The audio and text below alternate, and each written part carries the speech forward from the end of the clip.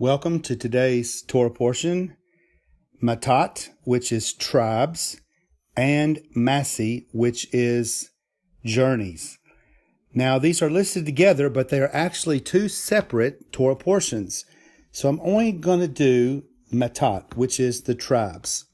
And I'm just going to read the story from Numbers chapter 32, and then make some comments at the end, which I think are very interesting, which will lead to next week's Torah portion, Massei, and hopefully take you on a journey that will enlighten your life.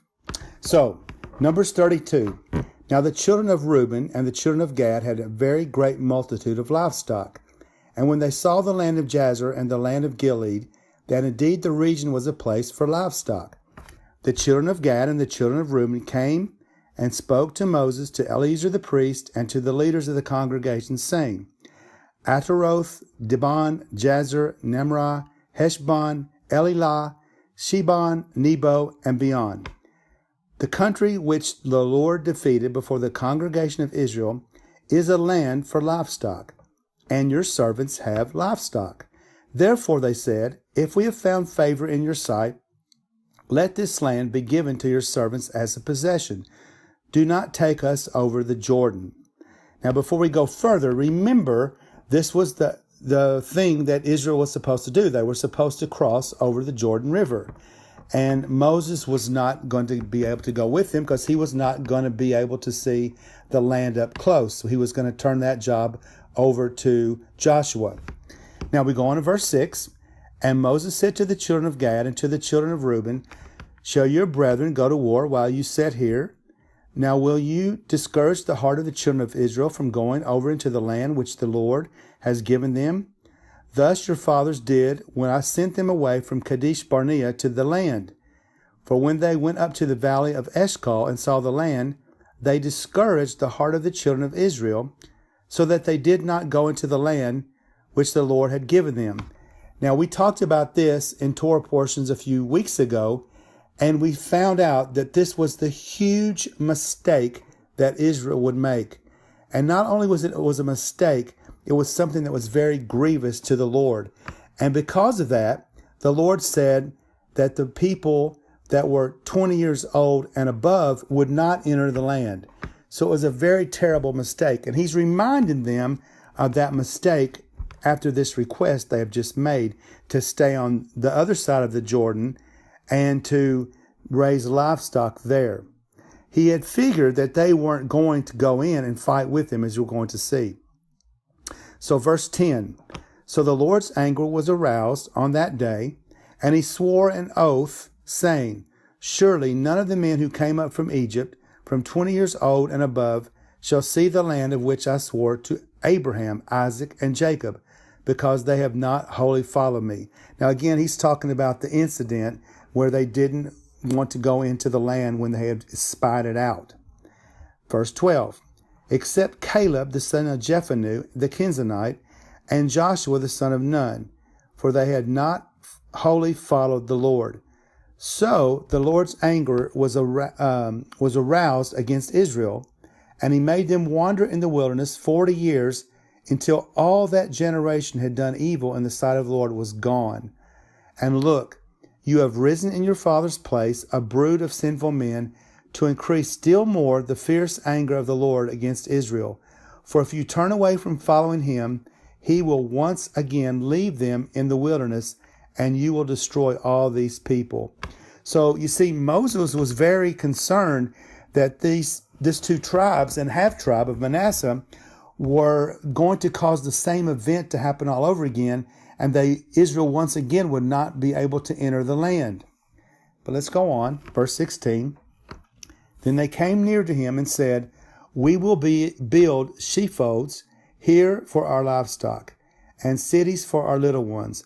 But we ourselves will be armed, ready to go before the children of Israel, until we have brought them to their place.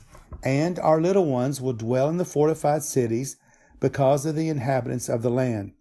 We will not return to our homes until every one of the children of Israel has received his inheritance.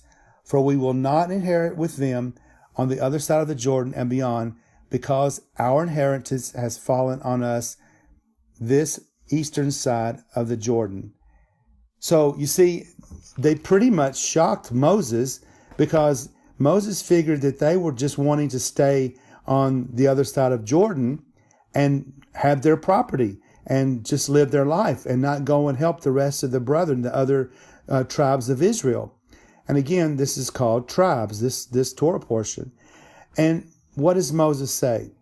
If you do this thing, if you arm yourselves before the Lord for the war, and all your armed men cross over the Jordan before the Lord until he has driven out his enemies before them, and the land is subdued before the Lord, then afterward you may return and be blameless before the Lord and before Israel, and this land shall be your possession before the Lord. But if you do not do so, then take note, you have sinned against the Lord, and be sure your sin will find you out. Build cities for your little ones and folds for your sheep, and do what has proceeded out of your mouth. And the children of Gad and the children of Reuben spoke to Moses, saying, Your servants will do as my Lord commands. Our little ones, our wives, our flocks, and our livestock will be there in the cities of Gilead. But your servants will cross over, every man armed for war, before the Lord to do battle, just as my Lord says. So we see that it's exactly what these two tribes and the half-tribe of Manasseh said, Gad and Reuben, have said.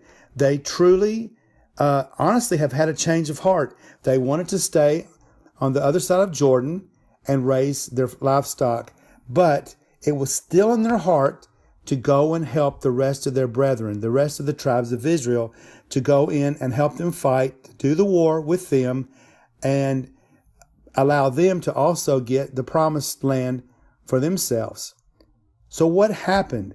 How had their minds changed? How had they gone from being a selfish people to a people that were willing to go and help their brothers?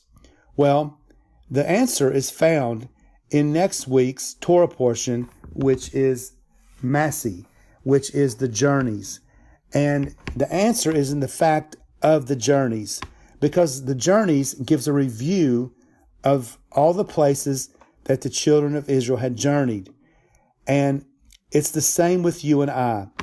It's the journey of our life. It's not the destination. It's not the fact that we have a place that we want to go and visit. It's the journey. It's the journey of our life which makes up our life. And in that journey, hopefully, we are drawn nearer to the Lord, nearer to the ways of the Lord, and it becomes less about ourselves and more about his kingdom. And we will see more of that in next week's Torah portion. But just keep in mind that as you walk in the Lord, if you know him and you've received him as your Lord and you serve him, then he will continue to work in your life and build your life in ways that you probably have never even imagined. He is the author and finisher of your faith. He will carry you to the very end. The Bible says that he, which of course is the Lord, he who builds and has come into your life and has saved you, will finish the work he began in you. So if he came to your life and you know him, he is not going to let you go. He is going to bring you to the fruition and the completion until the day of the Lord. So be strong in the faith. Don't be concerned about all that you see going on in this world. Just be faithful to God. Follow him with all of your heart, with all of your soul, with all of your mind, with all of your strength, and he will lead you to the end. He will be with you till the end. I pray that you have a good week and be faithful to him who is faithful to you. God bless. Until next time.